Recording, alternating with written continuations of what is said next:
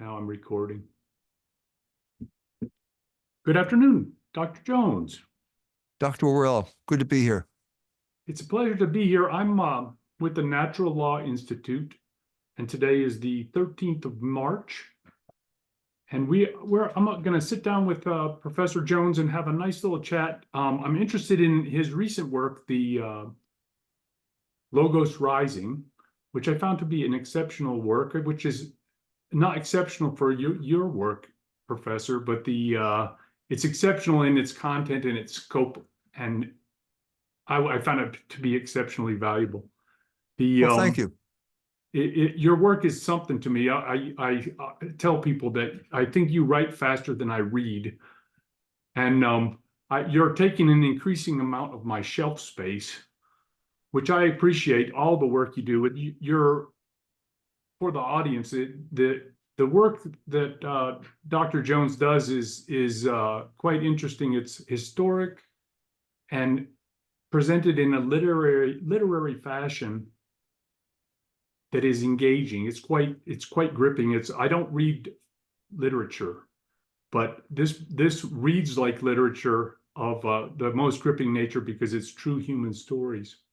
Well, thank you. Thank you. Actually, I probably was inspired by those great American historians like Francis Parkman, who this is considered literature of the 19th century. His book on the Jesuits in North America, just a moving, great piece of history. But it's also it's a gripping story, and that's what I think impressed me.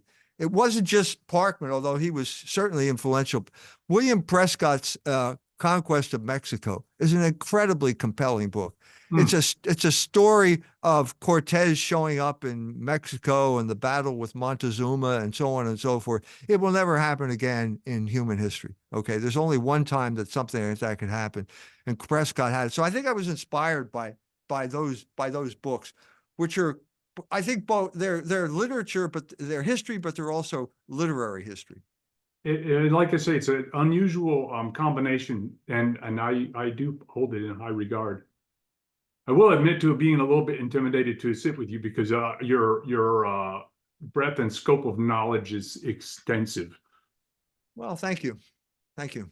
And so what I wanted to do for the Natural Law Institute is regarding this work, Logos Rising, is to try to syncretize our conversation between you and the Natural Law Institute, because we are on the same path. Although the language that we use is we avoid theological and philosophical. We tend toward operational language that is testimonial in its nature. We don't claim to talk about God, and many of the things you talk about in Logos Rising are coming from a theological, philosophical point of view. No, everything in there is from a theological, philosophical point of view. I would say that's accurate. And the reason. So how did I come upon this? I did a book called The Jewish Revolutionary Spirit, in which I said that the Jews, when they killed Christ, they just killed the Logos incarnate. And when you attempt to destroy Logos, you're just trying to destroy the order of the universe. And people want to destroy the order of the universe are known as revolutionaries, and that's where you get the Jewish revolutionary spirit. So the term Logos was essential to that book, and then I realized I hadn't defined it. I hadn't really talked about it. I assumed everybody knew what I was talking about. And over that period of time, between Logos Rising and the Jewish Revolutionary Spirit, I spent a lot of time in Iran. And this was a group of people who obviously are not Christian. It's a very interesting place because they are Islamic, but they are not the same as the majority of Muslims. They are called Shia as opposed to Sunni. And it largely means that they did not give up their Persian identity when they didn't convert to Islam. They were conquered by the Arabs. And so there is this tension there between theology, between Islam and traditional Persian culture. that you have to get to know the people before this comes out, because at this moment we are still under the reign of the revolution of the Islamic Revolution of 1979, and that's still officially the government. But if you go deeper, you start to realize that there is an undercurrent of Persian culture, which has preserved that identity. They never gave up their language. They never gave up Farsi. The North Africans all gave up their language. Egypt, nobody speaks Egyptian anymore. They all speak Arabic there. And so they were subsumed into Islam in a way that Persia was not. And so a lot of these discussions that I had in Iran were based on just reason. We don't share any of the theological tenets of the religion. We can't, and I ran into this early on. Early on, I was brought to we were in Tehran. I was taken to Qom and introduced to one of the mullahs there. And I'm thinking, well, what are we going to talk about? So I said, let's talk about sex. Okay. Is there a logos to sex? And the discussion goes back and forth. We're going nowhere. And at one point he says, just because you start the Coke doesn't mean you have to finish the Coke. And I'm kind of scratching my head. What does that mean? And at that point, the cameraman jumped in and said, that's not true. That's wrong. So the cameraman got into a debate with the mullah. The cameraman knew more about sex and logos than the mullah did. And so then the discussion got continued. When I was in Mashhad, the same mullah shows up and he wants to talk about faith and reason. Okay, that's good. I like to talk about faith and reason. I think it's an important discussion. So Mashhad is farther to the north and east. It's actually on the Silk Road. The Eurasian plain is there, and this is where the wheel was invented. And so I said, let's talk about the wheel. And I started to talk about, you have to have a flat area. You can blah, blah, blah, blah, blah, blah. It shows up in tombs. And I said, this is how the wheel got invented. And the mullah interrupts me in the middle of it and says, no, that's not true. I said, what do you mean it's not true? He said, no, a prophet explained how to build the wheel. I said, a prophet? Wait a minute. We're talking about 10,000 BC here.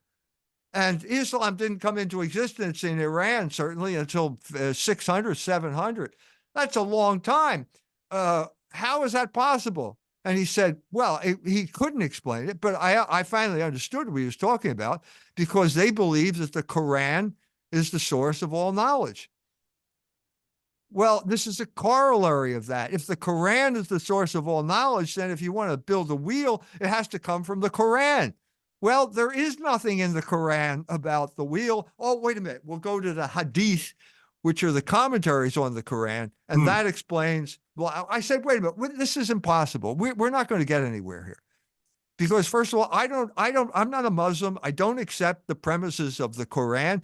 And that's your scripture. The Hadith or commentary on the scripture, which don't have canonical value.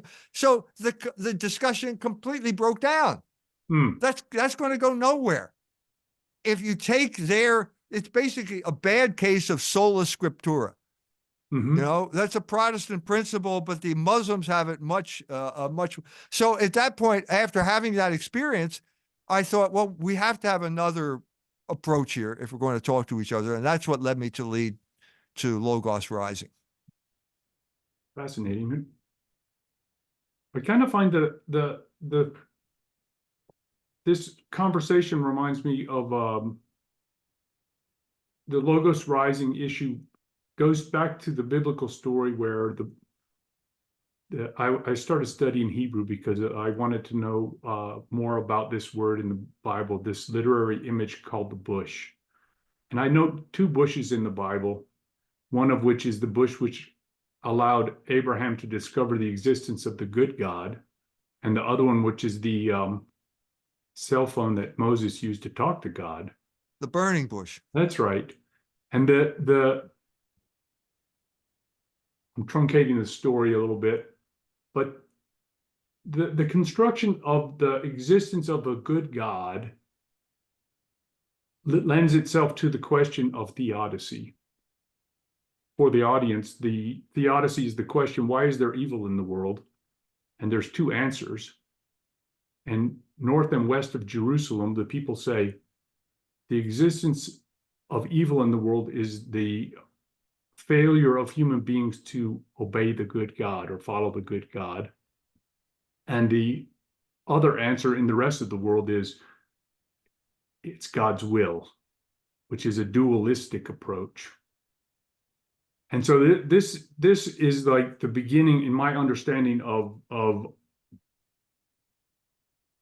goes to Augustine's work with the City of God, which the acceptance of our personal responsibility to follow the good rules, to follow God, or to live in the city of man, which is that absent morals. In the dualistic approach, it's kind of a selfish approach. Does that make sense? Yeah, well, I think the crucial theodicy is Genesis. It's the book of Genesis, which is the book of beginning. And so in the beginning, God created heaven and earth. That's a metaphysical beginning. The Quran doesn't have a beginning. The Quran, the first surah of the Quran is a prayer on mercy. It's a Syriac Christian prayer. So it doesn't have a beginning. But the Bible does. And part of the Bible, part of Genesis is the story of Joseph. And the story of Joseph is theodicy. I mean, that's the fundamental theodicy in the Bible, and I think in the world.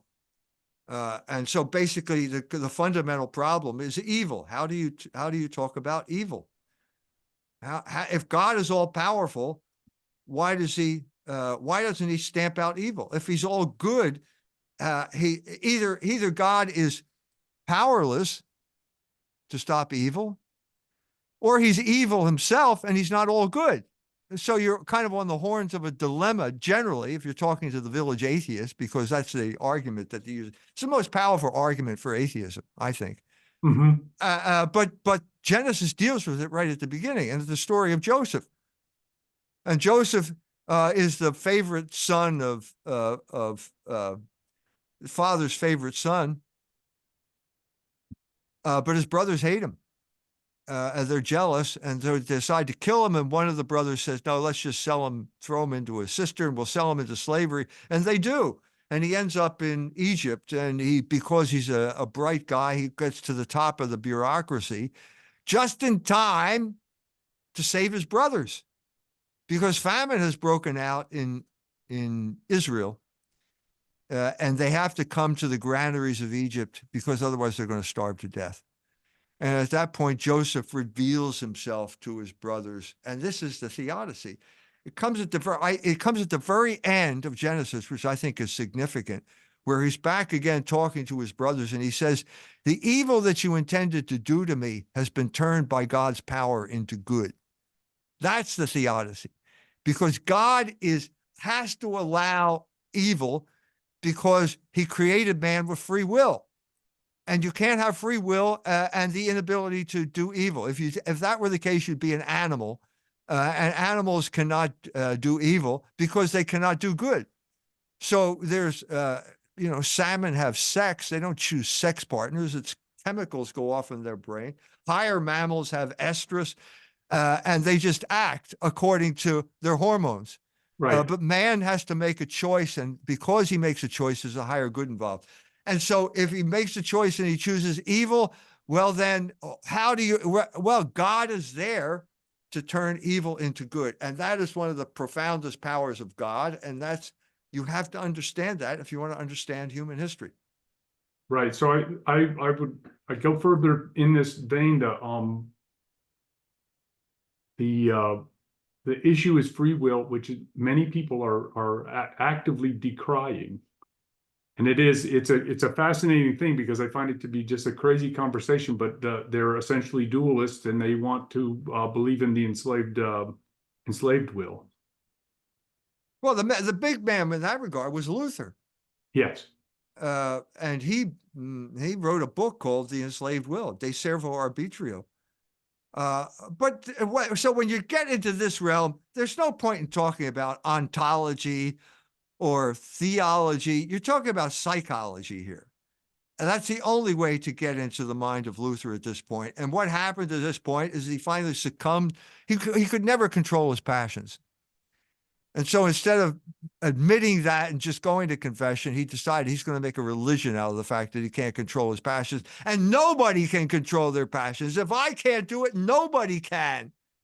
And the crucial point at this point was the fact that he had just married the nun, Caterina von Bora. And in doing that, they both broke their vow of celibacy. They both were involved in the rationalization of sin. That is the worst thing that you can do. It's the worst thing you can do in this life. I think that's the sin against the Holy Spirit, because you can't be forgiven if you're constantly rationalizing your sin. You have to say, I did something wrong. That's where it came from. And it's still a powerful force. So you have, I don't know, it was one of these recent atheists or somebody. There's no such thing as free will.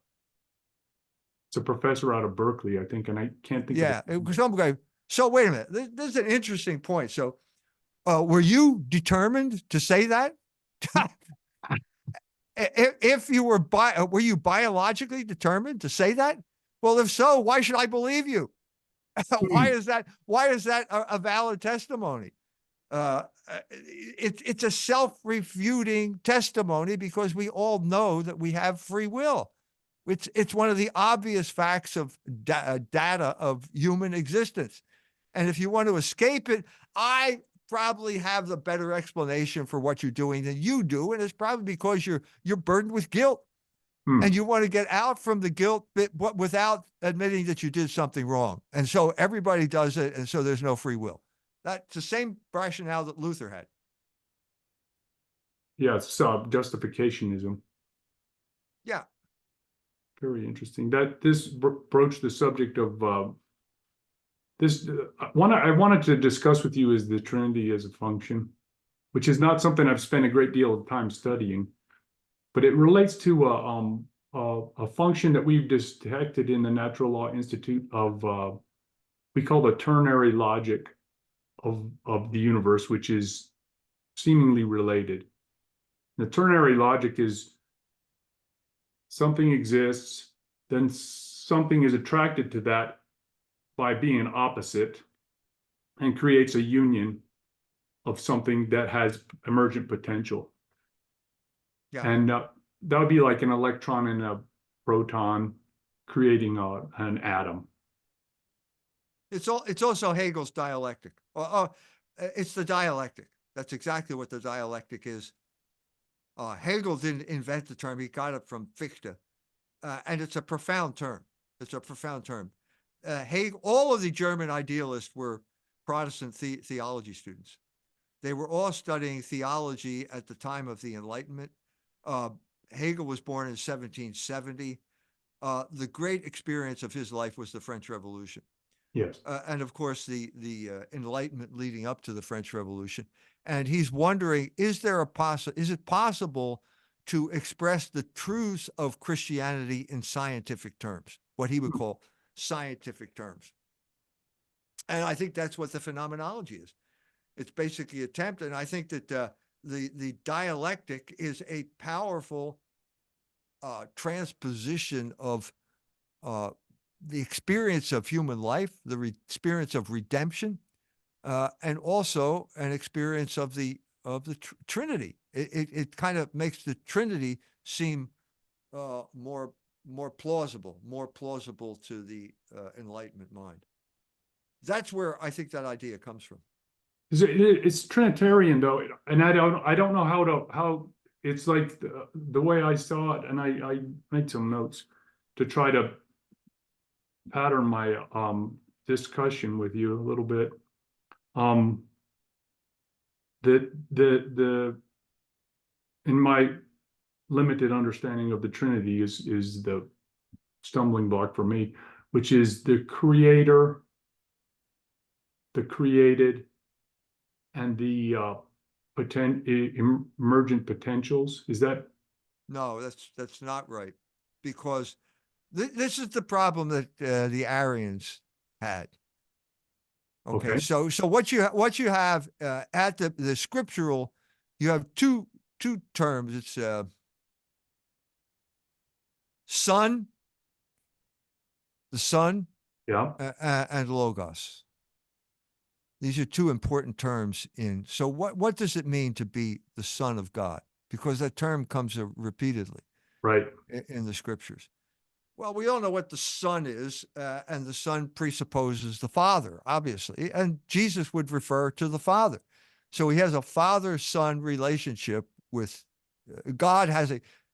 Jesus has a father-son relationship with God. Okay. Okay, so Arius, the heretic, took this and ran with it and said basically, the Father, if Jesus is the Son of the Father, then the Father obviously precedes the Son, obviously. And if the Father precedes the Son, there is a time when the Son was not. If there was a time when the Son was not, he was a creature. And if he's a creature, he cannot be God. And this was the discussion that just racked the Middle East.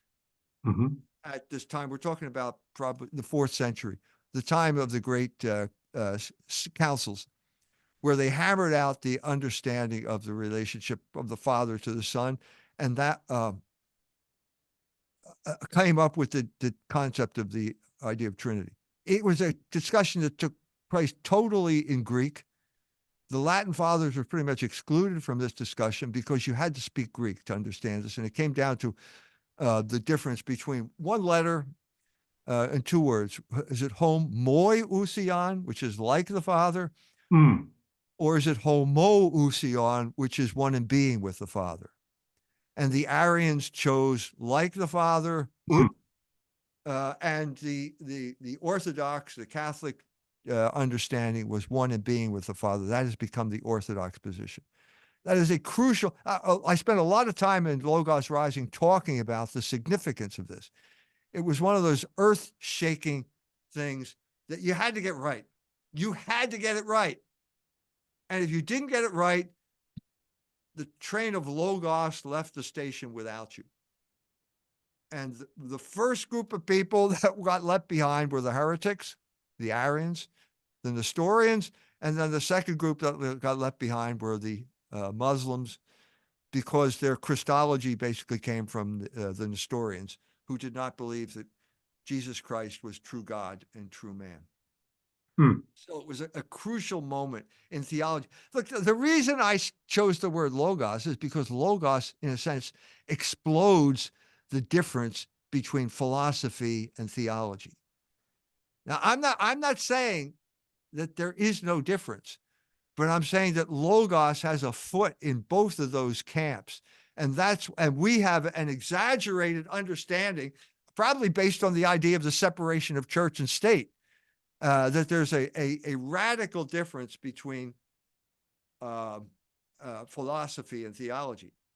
If you're asking me what I think, I would go back to the prologue to the Gospel of St. John. Is that theology? Well, it's certainly revelation. It's obviously revelation. Yep. So again, we're talking about a beginning here. This is a mirror image of the beginning of Genesis. Genesis says, in the beginning, God created heaven and earth. St. John now, because of Paul's bad experience at the Areopagus, where he tried to talk to the Greek philosophers and as if they were idol worshipers, and they were all offended by that, and they walked out on him. He began, unlike the other 3 evangelists who began with Hebrew genealogies, which made no sense to Greeks. They don't care. Who are these people? I don't know any of them. Right. St. John said, in the beginning, there was Logos. Now, is that theology or is that metaphysics? I think it's both. And then it says, and Logos was with God. Now that's theology. That is the basis of the Trinity. If you want to understand the Trinity, you have to understand that sentence. So there is, and then the third sentence, which is probably should, who am I? But it seems to me should have been the second sentence.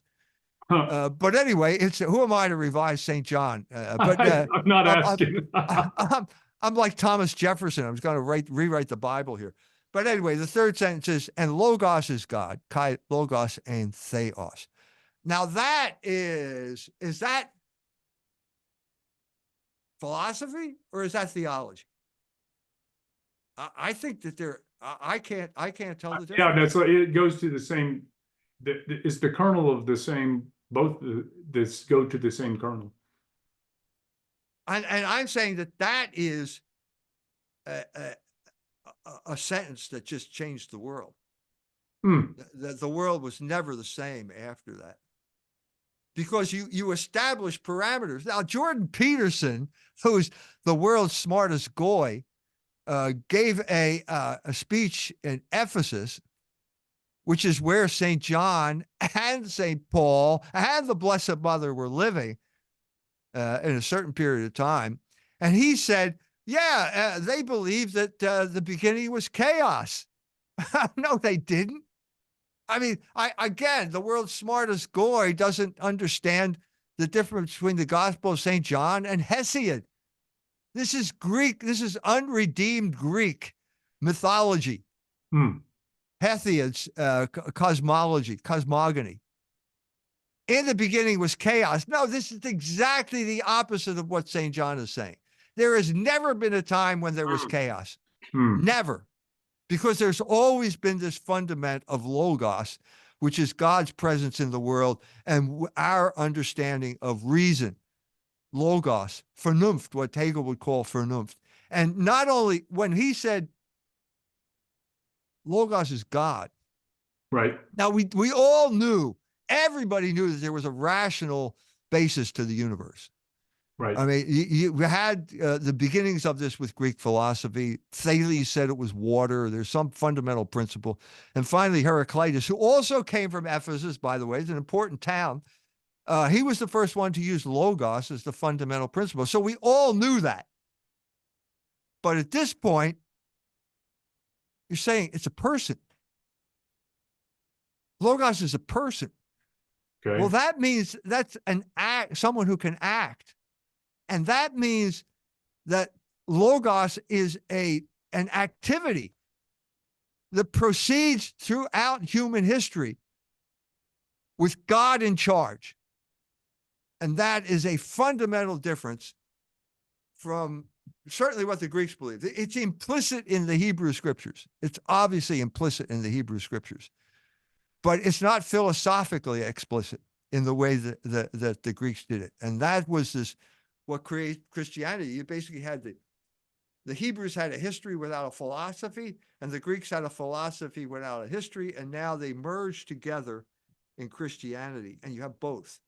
And that's, I think, precisely what Hegel understood in a profound way, that we were now beyond the realm of Platonism, which basically saw the world divided into two. There's the realm of eternal forms, which never change. And there's the world of experience, which is nothing but change, and you can't figure it out. And so in that sense, thought or art in particular is taking a form from that realm and imposing it on inchoate matter. So you take a triangle, and then you get a rectangle, and then you get a circle. You make the circles into pillars. You put the rectangle on top of the pillars, you got a beam, and you put a triangle on, you got a cornice, and that's art. It's the imposition of those forms, and that, in a sense, crippled art for a millennium, for more than a millennium, because that does not correspond to what we just said about Christianity. Because there is a living presence in Christianity. Neither Plato nor Aristotle understood that there was a creator. Neither one understood that. And this is now, we're telling you specifically that it's a creator. And the man who really understood that in a profound way was Aquinas. Right. who talked about the eternity of the world. And he said, even if the world is eternal, it had to come into being. Now, that is a very subtle statement. That is extremely subtle. And more you think about it, you realize, yeah, that's absolutely true. But it's hard to distinguish between time and being. Yes. You need abstract thought to do that. And the Hebrews were never abstract. Their language is not abstract, as you probably found out when you started studying Hebrew. I'm no great student of it, by the way. Well, Greek is very abstract, and logos is an abstract concept that we need to understand being, the attributes of being. Yeah, no, that's kind of the I'm trying to unravel my thoughts here a little bit. The construction of its goodness, right? We make goodness or we make badness. And the Western civilization under the church was able to move much faster in its production of goodness than the rest of the world. And you would, I think, say it was due to the expression of logos, which you mapped the progress of logos through the world in your book.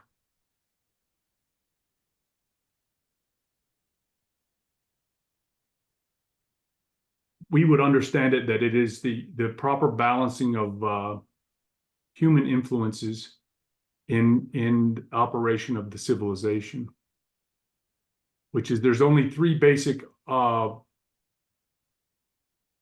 influences a human can generate in construction of anything, which is I can try to convince you, which we relate to religious or feminine function, cause you to do something by convincing you. We can use brute force, which is the masculine methodology. Just that's force, and then we can make a commercial agreement, which is the commerce we trade. Okay, I think you're working from an understanding of the good that is subjective, and I would say there is nothing subjective about the good. There are three transcendental. Now we're talking about the characteristics of being. Yes. And being and God. God is subsistent being. He's a being that is not dependent on anyone else. Right. It is totally a self-subsistent being. Yes. So, all right, you want to talk about his characteristics, and they're known as transcendentals. And so it's the good, the true, and the beautiful. Okay. And anytime you are dealing with these things in your life, you're in the presence of God. Okay. And so what's good is, the question with good is, how do we achieve the good? How do we achieve it? Through our actions. You have to understand the moral law, which is basically a description of successful actions that will lead you to the good. Or the negative would be the 10 Commandments, which is these are bad actions that will lead you away from the good. Okay. The other question is, how do we apprehend what is true? Okay. Right. So the good, how do you achieve the good? That's called practical reason. And the science of practical reason is morality. If you're talking about the true, it's called pure reason.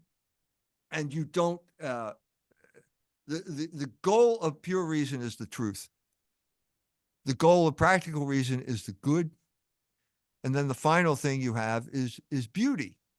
Right. Which is also a transcendental characteristic of God. And this is, I think, the most interesting aspect of it, because when you're in the presence of beauty, you're in the presence of God.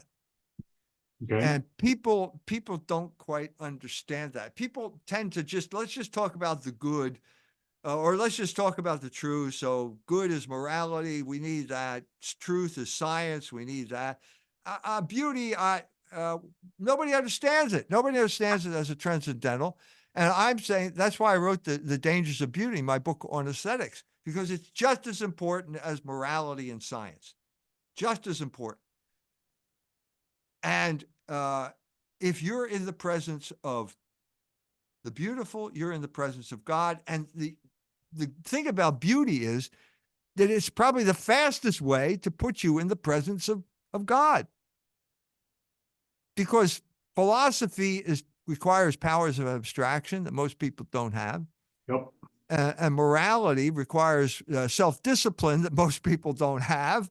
And so you have failures along the way, but pretty much anybody can be impressed by beauty. So if you go to St. Peter's Basilica in Rome and you walk inside, you cannot be unaffected by that. You are overwhelmed.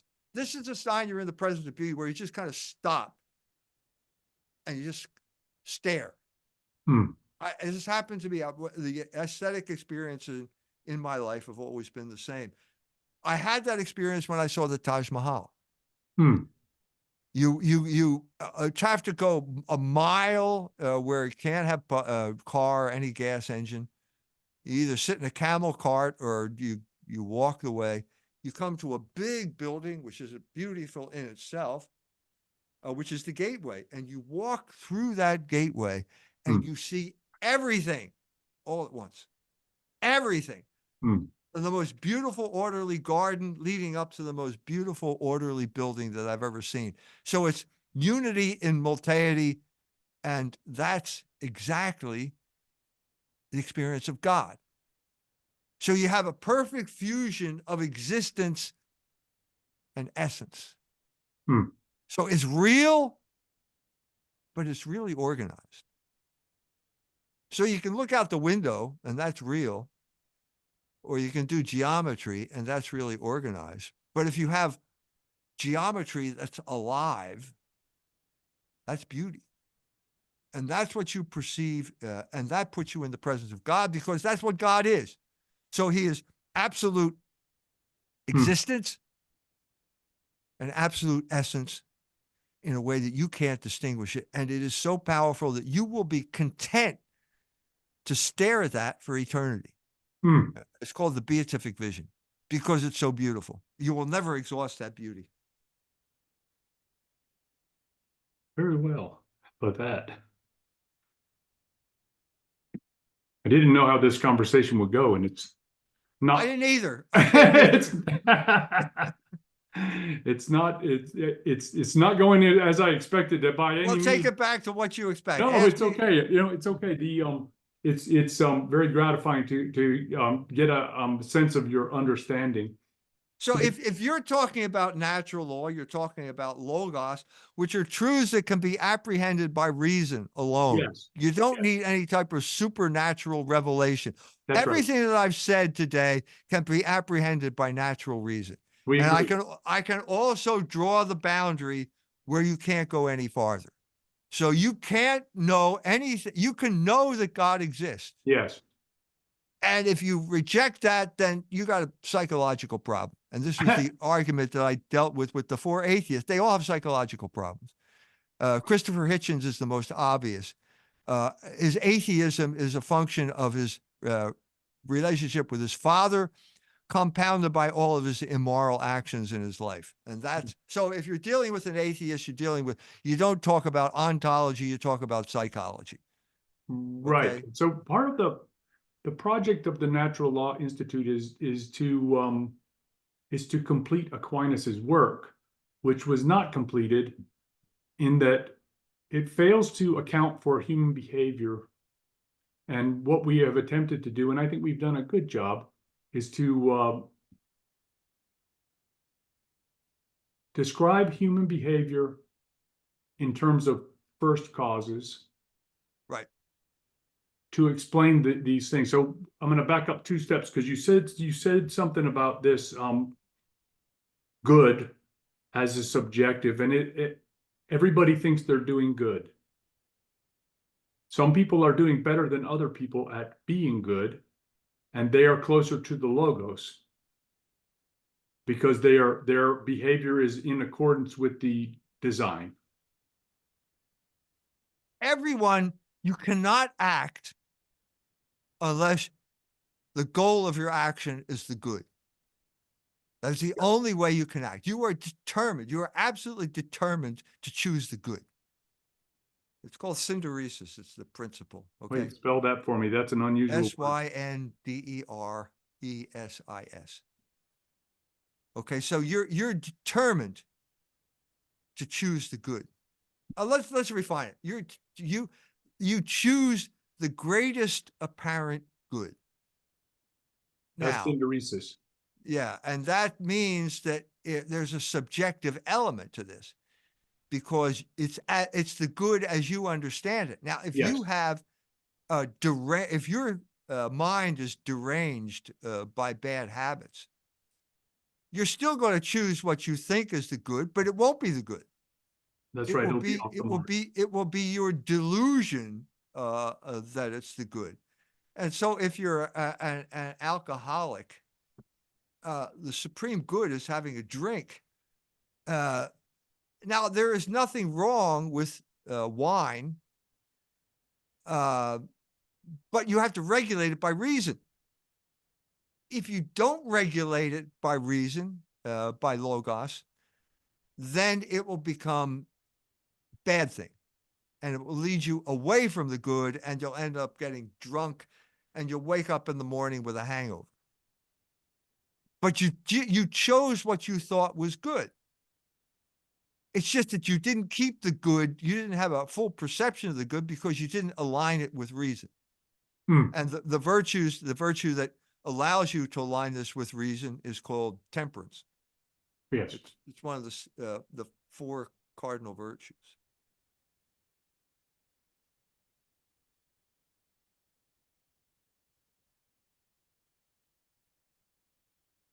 Where our conversation is wide, and it's difficult for me to make the gaps. Make Bridget. The I'm trying to close the gap. I appreciate that. I do. I'm trying to close the gap between theology and philosophy, but there's going to be a bump on the road. Bump. A bump on the road, which means that, and what I'm saying is this, that Augustine, you mentioned Augustine earlier, was a Platonist, and he was going to achieve the good by what's the word? The word fails me. Otium liberale. So leisure. Musa is the word that the Germans use. Leisure. He's going to separate himself from the world of flux. He's going to contemplate the forms, which are the attributes of the divine, and he's going to rise to the realm of divine forms. That's the Platonic religion. Well, it didn't work. And he understood that it didn't work because he was held down by his concupiscence. He had bad sexual habits. He had a mistress. He was held bound to the earth by these vices. And then he started to realize, well, wait a minute, I don't need to rise anymore because Jesus Christ came down. And so he gave up the project of Otium Liberale. He gave up the Platonic project, and that's the bump that I'm talking about. Oh, okay. Because he had to realize you can't do it on your own. You can't do that. You can't philosophize your way into heaven. I'm a big fan of philosophy, okay? But you can't philosophize your way into heaven. You can philosophize your way to it's called the preamble of the faith. That's what the natural law is. It leads you to the door. And I have classic examples of this. I did a piece on Nathaniel Hawthorne. I did my doctoral dissertation on Nathaniel Hawthorne. Mm-hmm.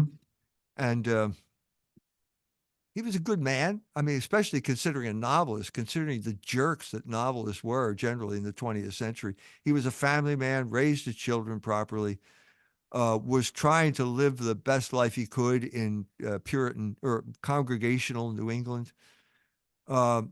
wrote the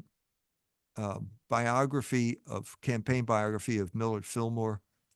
He appointed him then consul in Liverpool, where he made enough money to take his family to Rome for a year, maybe a little more than a year. So he shows up in Rome. Henry James said he was provincial. He had never been out of a New England village. And a church in New England is this kind of white clapboard, congregational thing, which is, nice in its way, but not really all that inspiring. Suddenly he's in Rome, and not only is he in Rome, he goes to St. Peter's Basilica, and he walks into St. Peter's Basilica, and I've never seen anything, because no one has ever seen anything like that before. It's an absolutely stunning aesthetic experience. And what I just said is, when you see beauty, you're in the presence of God. Right. So he's suddenly in the presence of God in a way he had never been before in his entire life. Now, this is the man who wrote The Scarlet Letter. Right. Which is a novel about what happens when you can't go to confession. Because there's no sacramental confession in the Puritan Church. And as a matter of fact, you have to be a saint in order to be a member of the Puritan Church. It's the visible elect on earth. So you're a saint. And what happens when the saint commits adultery? Well, he's got a problem. And that's precisely the problem. That's the depth of psychology that Hawthorne showed in The Scarlet Letter. So now here's the author of The Scarlet Letter, not only goes into St. Peter's, he walks up to the confessional. And he sees people coming out, describes in detail, the sorrow, the relief that they feel from being unburdened of his sins. And he starts to walk to the confessional, and he stops. And an Italian comes out, and he suddenly says, wait a minute, I can't go to a church that's run by Italians. It was ethnic prejudice. There's nothing more than ethnic prejudice. And so that's the step I'm talking about there. It's the same step in a different mode that I talked about with Augustine. There's a certain step that you have to take where you're stepping beyond the bounds of reason. Oh, I see. Right. No, and we would talk. And you have to accept it by faith. And I'm saying this is the connection. This is the bump in the road. And I had the experience with an Iranian woman. We had long conversations. I said, I don't want to be the representative of Christianity. I don't want you to be the representative of Islam. Let's just talk. Let's just be honest with each other. Let's be truthful. Right. And we talked about Logos. And to a certain point, she said, you convinced me. I believe in Logos. Okay. I'm not sure what that means, but I believe in it. And then another instance where we're saying, she's in exile, basically. She's disconnected from her own people. She's living in France, which has its own temptations, wine being one of them. Muslims are not supposed to drink wine, but she's not a Muslim anymore. So what are the new boundary lines? And she gets in trouble, and she's feeling bad. And she says to me, well, what now? I said, well, you must be baptized. And she blew up at me. Oh. She said, you lied to me. You said it was Logos, and now you're talking about water on my forehead? That's going to make a difference? This is, and our relationship broke down at that point. Yeah. And I guess I want to be perfectly clear. That's why I brought Hawthorne into the story. You can walk, you got to take that step. Right. Beyond reason. I am the last guy in the world to denigrate reason. I'm a reason guy.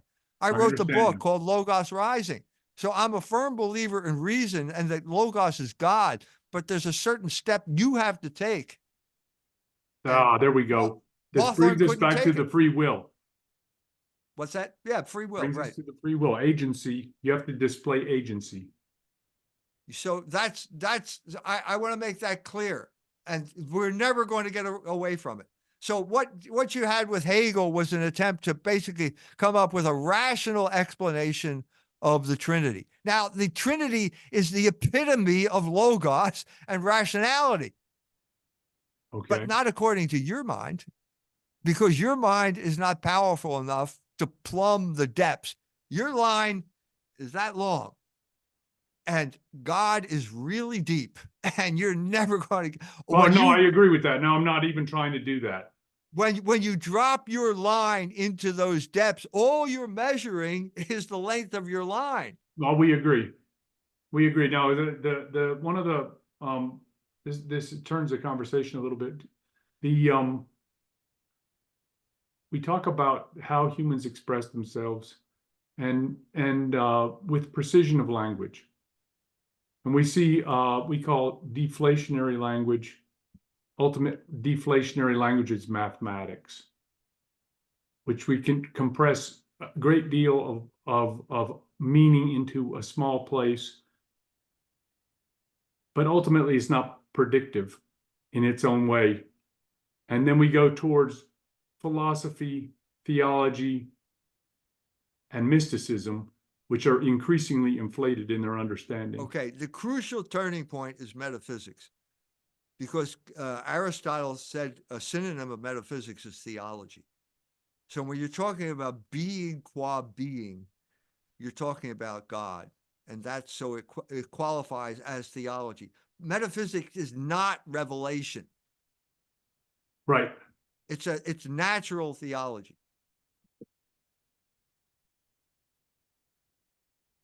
They didn't have any sense of, the Greeks didn't have any sense of revelation. Hebrews had it, because Moses would talk to God face to face. So obviously they knew that there was some type of revelation. Obviously something's being handed down from some superior being, like the 10 Commandments when he walks down off the mountain. But the Greeks didn't have that sense. They didn't have that sense. They knew there was an uncaused cause and there was an unmoved mover. That's what Aristotle said. Plato tried to claim that this was a person who was concerned. They called it the demiurgos. But that's the end of philosophy. They couldn't reconcile those two things. The only thing that reconciled those two things was the Trinity and the arrival of Jesus Christ. Because at this point you had, how do you have a transcendental being who cares about you? Yes. Transcendental beings are in the realm of forms with triangles and stuff like that. That's eternal. You're living in time. Yes. How can a transcendental being have agency in time? It can't. And that was a dilemma. It ended with either the uncaused cause, which is definitely eternal, definitely transcendental, but doesn't care about you. Might not even be a person. And on the other hand, you have the demiurgos, who certainly cares about you, but if he's in the realm of time, he's not God. He's not transcendent. That was basically the dead end of Greek philosophy. They could not resolve that issue, and it was only resolved when John wrote the gospel and said, Logos is God, with all of the implication of that. That resolved the dilemma of Greek philosophy. And it resolved it basically by revelation, coming down. You don't have enough. You're not smart enough. I'll let you in on the real secret, I being God. I'll let you understand that. And it's called the Trinity. Very good. I don't have much to ask you at this moment, and I certainly do appreciate the effort that you put in and your time. Well, good. I think we had a good discussion, good meeting of the minds. I hope your people feel the same way. If you get questions, share them with me and I'll try and answer them. Will do. Now, I want to thank you, Professor Jones. Well, it was my pleasure. All right. Have a wonderful day. Thank you. Thank you.